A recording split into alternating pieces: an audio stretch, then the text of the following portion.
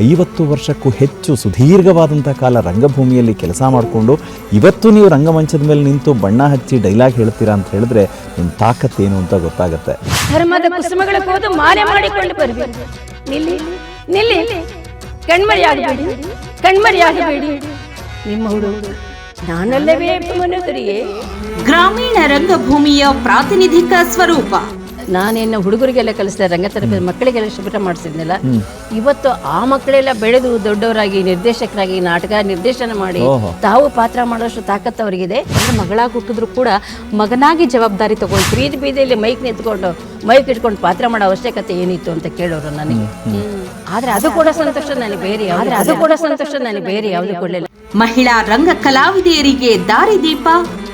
ರಾಜ್ಯೋತ್ಸವ ಪ್ರಶಸ್ತಿ ಪುರಸ್ಕೃತ ಹಿರಿಯ ರಂಗಕರ್ಮಿ ಡಾಕ್ಟರ್ ಕೆ ನಾಗರತ್ನಮ್ಮ ಈ ವಾರದ ಅತಿಥಿ.